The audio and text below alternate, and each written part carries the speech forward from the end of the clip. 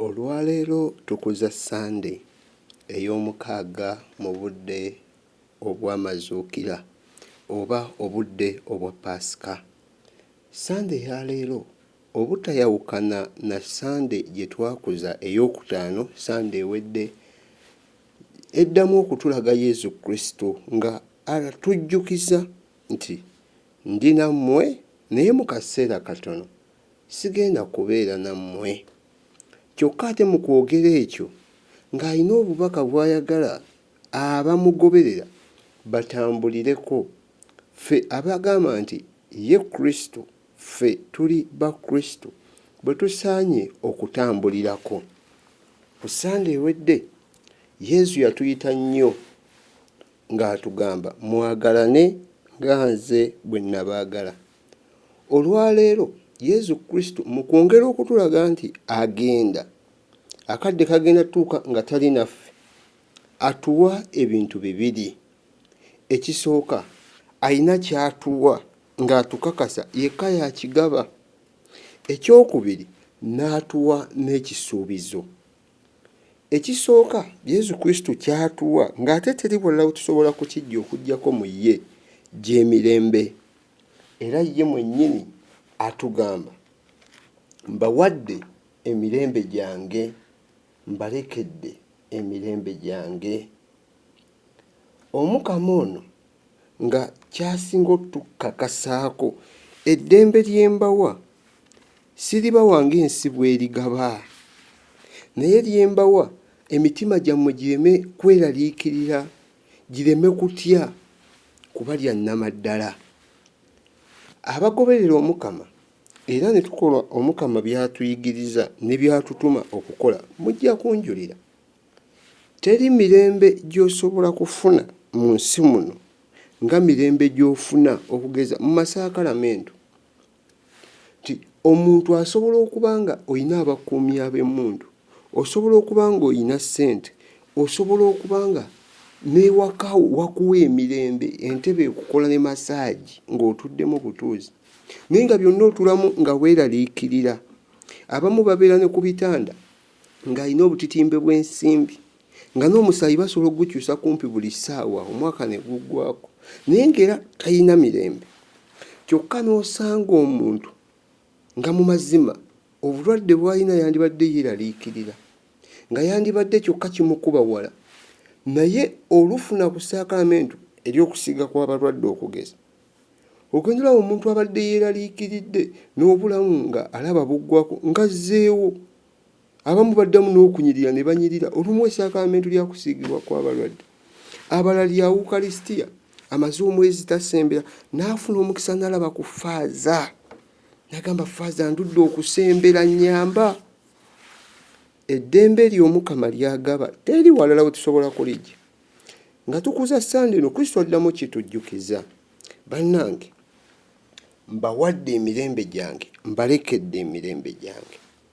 Eddembe ly'Omukama eryo tulikuume bulijjo mu bulamu bwaffe, tubeere emikutu egituusa ku bantu bannaffe eddembe Omukama lye yatulekera. Ate twewale nnyo okubeera emikutu egiviirako okutabangula eddembe mu bantu bannaffe. Ekyokubiri, Yesu Kristo olwaleero atusuubiza Mwoyo Mutuukirivu, atusuubiza omukubagiza, atusuubira Mwoyo wa Katonda, era ng'atugamba nga ŋŋenze Kitange ajja sindika Mwoyo Mutuukirivu, naye nga Mwoyo Mutuukirivu ono agenda kukola ebintu bibiri. Okusooka, agenda kutusomesa nti waliwo ebintu ebimu Yesu Kristo by'ataatulaga, Yesu Kristo by'ataatusomesa, nti olunaku olwaleero bayinza n'okubuuza ekibuuzo ne bagamba mbikkulira Bayibuli Yesu wayogera bw'ati, nga tekiriimu. Okugeza okulya embizzi, Yesu Kristo talina waatugambirako nti mugende mulya embizzi, oba eky'embizzi nga tukitadde ku mabbali. Ekyokukomolebwa kye tuwulidde mu ssomo erisoose, Yesu Kristo talina we yagambira nti abangoberera muyina okukomolebwa ng'Abayudaaya bwe bakomolebwa. Ebyo byonna Yesu Kristo atukakasa nti bingi bye sibalaze mu budde bwange naye ngenda basindikira agenda okubasomesa ate abaleetere n'okujjukira.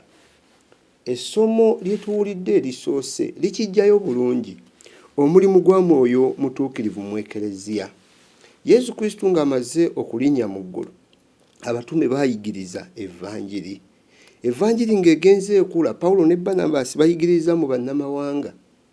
Kyokka laba abamu ku bo be twandigambye nti abayambi b'abatume nabo nga bayigiriza ne batandika okutabangula emirembe mu bannamawanga, nga batandise obbateekako amateeka ag'Ekiyudaaya.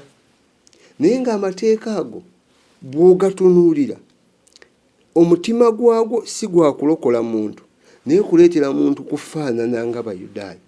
Wano Mwoyo Mutuukirivu ebintu ebibiri n'abijjayo: okusomesa ate n'okujjukiza.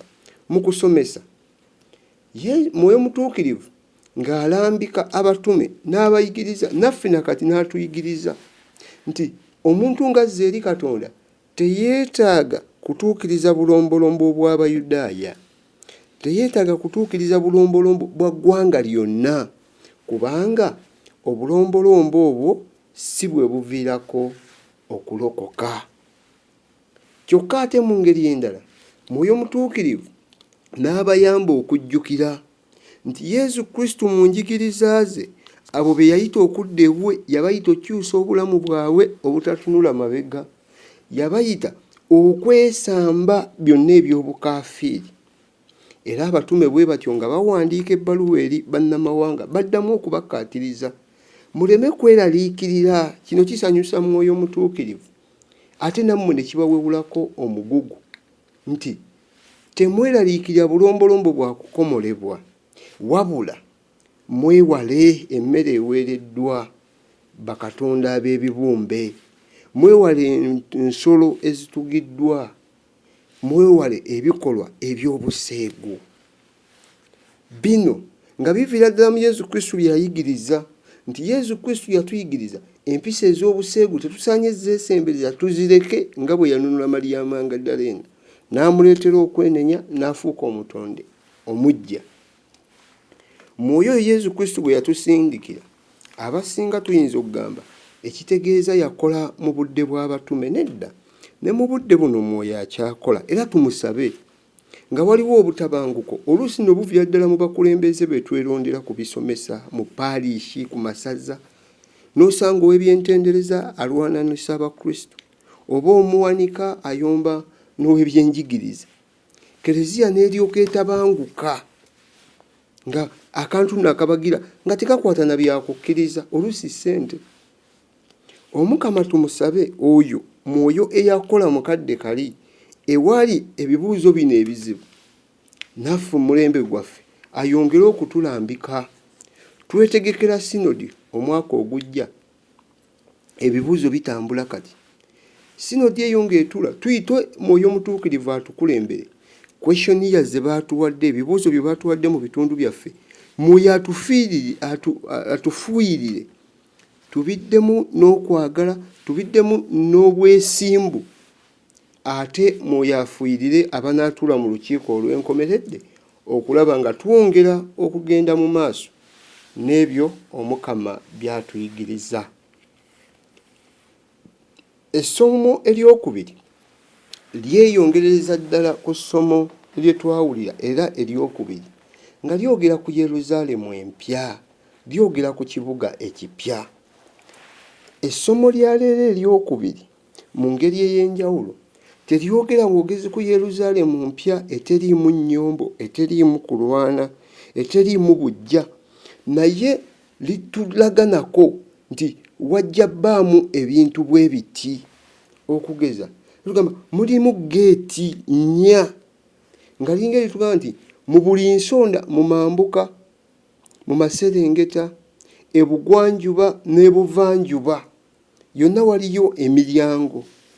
Kyokka ate emiryango egyo giri esatu esatu, nga kino kiddamu okutujjukiza nti abatume Yesu Kristo ng'amaze ng'ayambuka yabaga mugende mu nsi yonna muyigirize evvanjiri, ekitegeeza abantu abagenda oyingira mu bwakabaka bwa Katonda bagenda kuva mu nsi yonna, bagenda va mu nsonda ennya ez'ensi, abamu mambuka, abalala Maserengeta, abalala ebuvanjuba, abalala ebugwanjuba, balyoke bayingire geeti 12. Geeti zino twesabire Omukama abakristo tuli ba mukisa nti tuli mu Kereziya eyasimbibwa ku musingi ogw'abatume, nti geeti zino tukakasa bulungi nga tutambulira ku nnono y'abatume, ne geeti zino tujja sobola okuziyingira kubanga bye bayigiriza bye tukyatambulirako. Kristo bye yabayigiriza naffe bye batuyigiriza. Ekyokubiri, ekibuga kino nga kiri ku mpagi 12. Empagi ezo 12 ne Kereziya kweri nti tuli mu Ekereziya omu Katulika eyava mu batume. Kereziya omusingi gwe guli ddala ku mpagi 12, era awamu ze mpagi 12 eziri ne mu nzikiriza Katonda gye tusoma buli Sande nga tuzinywereddeko nzikiriza yaffe Katonda. Empagi ezo 12 tusigale nno bwe tutyo nga naffe tunywedde nti ekibuga kiri Yeruzalemu, ekibuga ekijja tunasobola okukiyingiramu tugabane ku butuuze nga tugamba ife twekwata ku Peetero ne bye yayigiriza n'abatume abalala. Era ssebo obukristu bwaffe omuyaga ne bwe gubadde nga gujja ku mpagi kuno kwe tubadde tukwatidde, nakati twagala gwe mulyango mwe tuba tuyingirira. Kyokka ate ekyewuunyisa ku Yeruzalemu ono, Yowaana addamu okutugamba tegenda bbaayo ssinzizo. Eno ku nsi amasinzizo tugayina era tugeetaaga gasobole otuyamba okugwanira obbeera abatuuze abalungi. Naye mukadde kali Yeruzalemu empya tegenda bbaamu ssinzizo nti Kereziya eri wano kati tugende tumutendereze. Nedda, lwa nsonga essinzizo Katonda mwennyini ajja kubeera awo. Akaliga ka Katonda kagenda kubeera awo nti bwe tunaayagala okusinza olwedde gwe tusinza waali tuba tukyetaaga weema, tukyetaaga ebisenge okuzimba nti essinzizo lirino. Nedda, kubanga ekibuga kino ali ku Namulondo ye Katonda ate n'akaliga ka Katonda ku gwa ddyo gwe. Awo nno bwe tutyo twetegekere akadde ako. Omukama olwaliro gwe tusinza nga tumusanga mu masinzizo, tugwanire okubeera mu kibuga nga tuli wamu naye. Ekyokubiri, ekibuga kino tekijja kwetaaga kasana oba omwezi. Tujjukire Omukama ng'atonda ensi yagamba mu byonna ng'atandika okutonda wabeewo ekitangaala kye yatandikirako. Ensi bw'etyo ne twebeera nti akadde konna ekitangaala tukyetaaga. Ennaku ezimu ekizikiza kibaawo, we tutuuka mu kiro ekizikiza kibaawo, ne tuteekako amataala, agamu ne gafa, amalala ne gazikira, amalala ne gaba nga gaaka naye nga tegamala kutuwa kitangaala kya nnamaddala. Mu kibuga kiri ekijja Yowaana addamu tukakasa teweetaagisa kitangaala kubanga ekitiibwa ky'Omukama kye kigenda obba ekitangaala kyayo. Nkubamu akafaananyi ng'Omukama atudde ku Namulondo naye ng'ekitangaala ekiva mu kitiibwa kye kibunye eggulu lyonna. Kitegeeza buno obutooki bwe twesiga, wali abamu abalina ebitala bya security ng'akiteekako n'agamba kino kiraba n'okusinga emisana. Obwo bwonna tebwaka kugeraageranyizibwa ku kitiibwa Katonda kyayina, nti ekitiibwa ekyo kijja bba kyaka nga tetwetaaga na kasana kuba ke tumanyi ku nsi nti ke kasinga okwaka oba omwezi.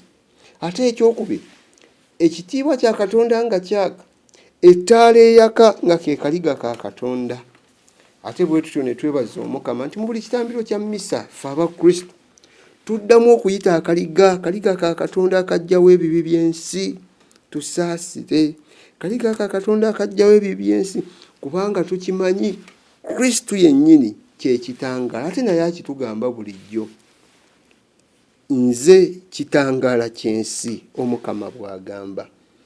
Essomo lino eryokubiri lituyita nti eggulu liriba naye tuddemu tulitunuulire. Eggulu Yeruzalemu empya eriko emiryango 12 ffe tuyinza olemererwa okuyingira mu ggulu ku miryango 12 n'ogamba nti ze Petero yayigiriza bizibu nnyo saabitegeera ne Pawulo bye yayigiriza naye Andereya bye yayogera ate ebyo byo wattu sisobola na biteke Matayo bye yayigiriza oyo Kristo wa bulubulu oyo namugaanirawo ate Yohana bye yayigiriza oyo Kristo wa already tekisoboka emiryango 12 nga bonna batuyigiriza omukama mu mazima tuyina kwetegeka akadde kalinga katuuse tuleme gamba nti tetwamanya tuleme gamba nti eggulu twali tulisuubira mu ngeri ndala bamaze okutubbirako twesabire nga bwe tusaba bulijjo mu ssaala gye tuyita ey'okuna